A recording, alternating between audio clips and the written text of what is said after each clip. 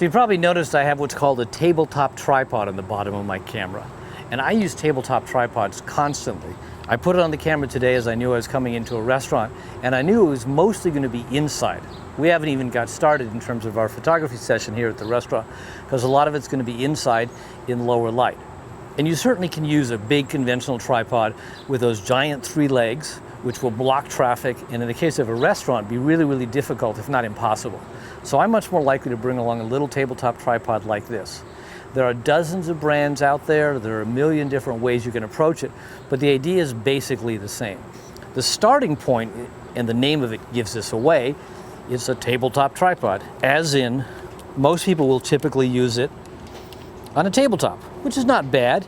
You can do a lot of work back here, you can focus your pictures, you can compose your pictures. If you have one of the nice folding screens or attenuated screens, you can do a lot of work this way, and I do that a lot. I use a tabletop tripods resting on tables, mailboxes, phone booths, cars, just about anything that's a stable surface. But what I do more of, and this is what the tabletop tripod's really good for, is I find vertical walls.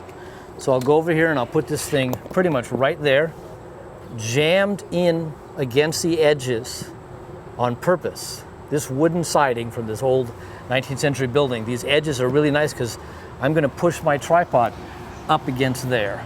Then what I'm going to do is loosen the ball head, turn the camera horizontally, compose my picture, focus my picture, and then undo that.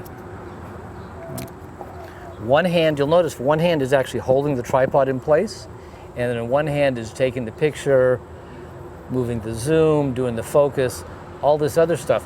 And so if I'm resting on a wall like this, which I can find just about anywhere, I can go down to a ½ second exposure or 1 second exposure. So I'm always looking for nice vertical walls like this, and this is about the best wall possible. I can, of course, do the exact same thing vertically as well. And so for me, these tabletop tripods, which of course start on tabletops, work really well in all sorts of situations. And so when I'm photographing inside a place like a restaurant or someplace where I know it's going to be dark, it's usually my go-to tool in terms of being able to work in low light and have longer exposures and still keep my camera from shaking and getting motion.